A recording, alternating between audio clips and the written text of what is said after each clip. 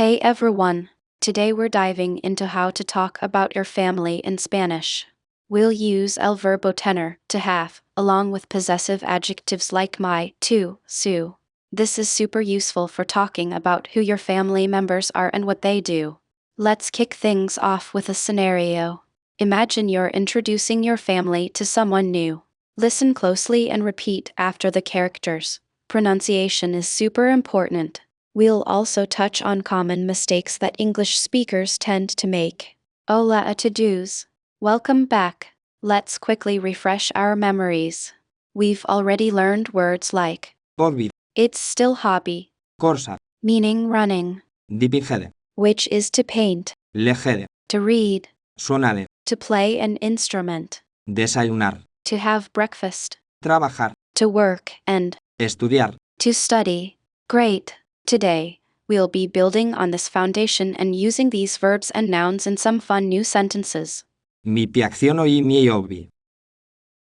Mi piacciono i miei hobby. Mi piace fare corsa nel parco. Mi piace fare corsa nel parco. ¿Tienes hermanos o hermanas? ¿Tienes hermanos o hermanas? Sí, tengo dos hermanos y una hermana. Sí, tengo dos hermanos y una hermana. Awesome! Emily asked tienes hermanos o hermanas, which means do you have any siblings? Notice the use of tienes, the two form of tenor. James answered with she, tengo dos hermanos y una hermana. Tengo means I have, and dos means two. Make sure you remember the possessive pronouns, like my for my, as in my hermano, my brother. And don't forget, tenor is an irregular verb. It's key to memorize its conjugations. Mi padre es muy simpático. Mi padre es muy simpático. ¿Cómo es tu madre? ¿Cómo es tu madre? Great, Emily said, my padre es muy simpático. Here we're using es, the third-person singular form of ser. Ser is essential for describing permanent traits, like what someone is like. James then asks, ¿Cómo es tu madre? What's your mom like? Again, we see ser in action to ask about someone's characteristics. A common mistake is confusing ser with estar here. Remember, estar is for temporary states. The adjective simpático means nice. Mi hermana es alta y rubia. Mi hermana es alta y rubia. Tengo una familia muy unida. Tengo una familia muy unida. Emily describes her sister as alta y rubia, tall and blonde. Notice how the adjectives agree in gender, alta because hermana is feminine. James mentions, tengo una familia muy unida. Unida, close-knit, agrees with familia. This is really important. Remember, possessive adjectives and adjectives must match the noun in gender and number. And don't forget to practice the pronunciation of unida. ¿Qué hace tu hermano? ¿Qué hace tu hermano? Mi hermano estudia español. Mi hermano estudia español. Emily asks, ¿Qué hace tu hermano? What does your brother do? She uses que for what? James responds, mi hermano estudia español. My brother studies Spanish. Notice the verb estudiar, to study. We've learned how to ask about someone's job or activities. That's a great conversation starter to learn more about someone's family and how they spend their time. Also, keep in mind how to frame what does he, she do questions and answers. Mi madre trabaja en una oficina. Mi madre trabaja en una oficina.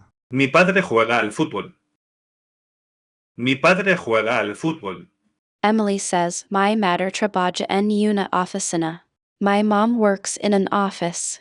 Trabajar means to work. James replies, my padre juega al fútbol. My dad plays soccer. Jugar means to play.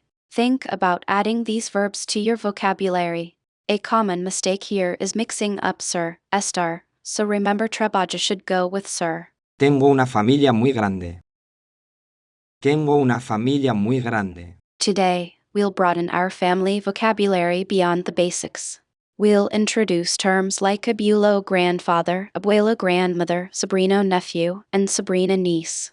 Recognizing these words will significantly enhance your ability to describe more complex family structures, moving beyond just parents and siblings.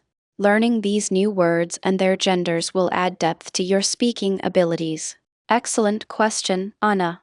The correct response demonstrating understanding is she. Tengo dos abuelos y una abuela. Note the placement of dos and the gender agreement with abuelos. This simple affirmation and addition of quantity showcase your growing proficiency. Remember to pause slightly after she before adding the rest of the sentence for clear communication. Sí, tengo dos abuelos y una abuela. Sí, tengo dos abuelos y una abuela. Now let's move from stating possession to asking about it. We'll practice using questions with de quién, which translates to whose. This is an important technique for finding out about relationships. It allows for dynamic conversations and clarifies information. For example, asking de quién es el coche means whose car is it? ¿De quién es ese niño pequeño? ¿De quién es ese niño pequeño? Now, let's expand on how you talk about what your family does together. We've used individual verbs like estudiar and trabajar. Let's introduce some common phrases for activities families do together. We'll focus on verbs like viajar, comer, cenar, and celebrar. We will also explore how to combine these with expressions of frequency or preference, such as los fines de semana on weekends. Viajas con tu familia a menudo. Viajas con tu familia a menudo. Excellent question, Ana. Notice how you used a menudo to express frequency. Viajar con tu familia is perfectly correct. To respond, you could say sí, viajamos mucho yes, we travel a lot, or no, no viajamos muy a menudo, no, we don't travel very often. Remember the important placement of adverbial phrases like a menudo to modify the whole sentence. Sí, celebramos Navidad juntos cada año. Sí, celebramos Navidad juntos cada año. Very good, Benito. The phrase cada año every year clearly indicates how often you celebrate Christmas. You correctly used the verb celebrar. Pay attention to how the phrase directly follows the verb. This is a common pattern in Spanish for expressing frequency. Notice a good sentence structure follows: subject we, verb celebrate, prepositional phrase every year, object Christmas. ¿Qué comida favorita tiene tu familia para cenar? ¿Qué comida favorita tiene tu familia para cenar? Excellent question, Ana.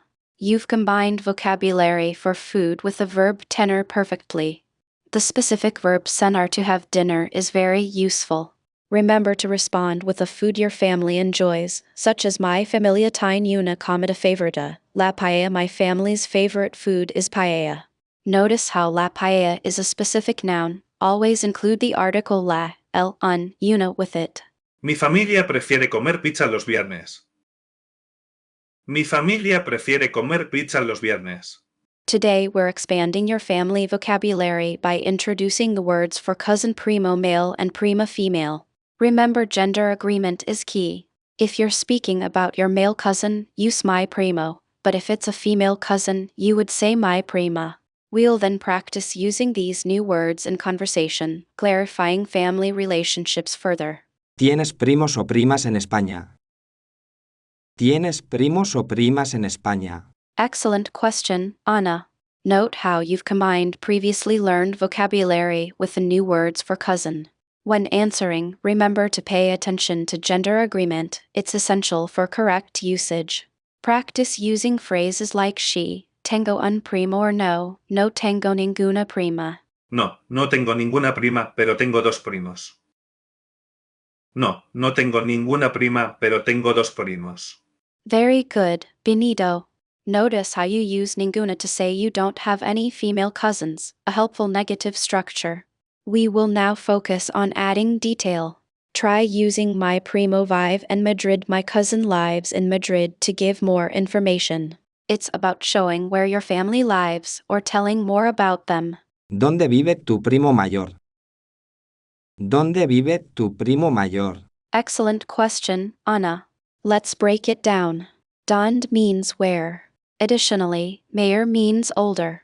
Remember to clearly pronounce the D in dond. It's important for clarity. Benito's response will give a good opportunity to practice using prepositions of place like en, in, eto.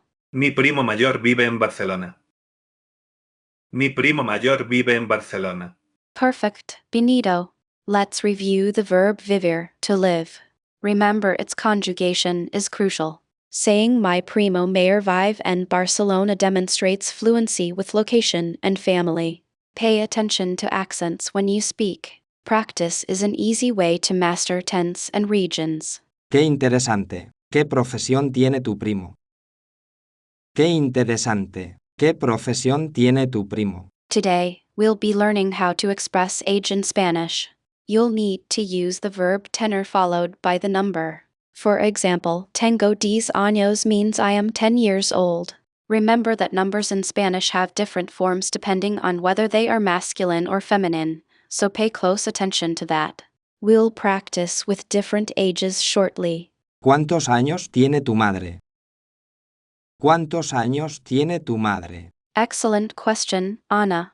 Remember to conjugate tenor correctly. The question is asking for your mother's age.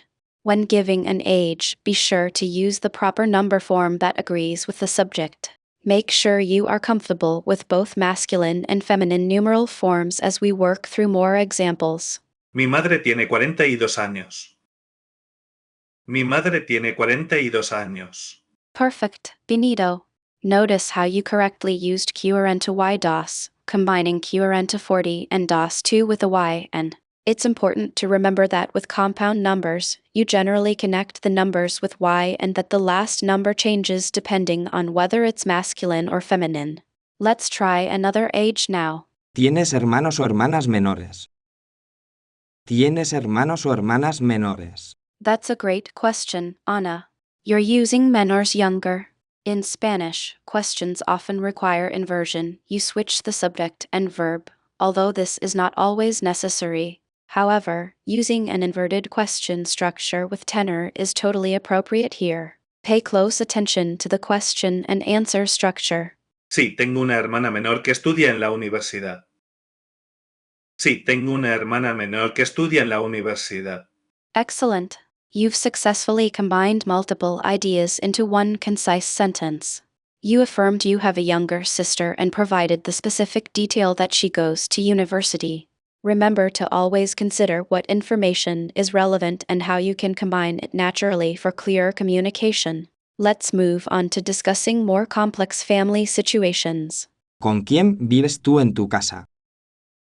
¿Con quién vives tú en tu casa? A very practical question, Anna. This question uses the preposition con with and asks about your living situation. Remember to maintain a standard sentence structure and ensure that your question is clear and easy to understand. It focuses on whom you share your home with. This is a great way to learn about someone's everyday life. Vivo con mis padres y mi abuela. Vivo con mis padres y mi abuela. Now we're moving on to talking about what your family members do for a living. We'll use more verbs, like sir and trabajar, and learn how to use professions as nouns.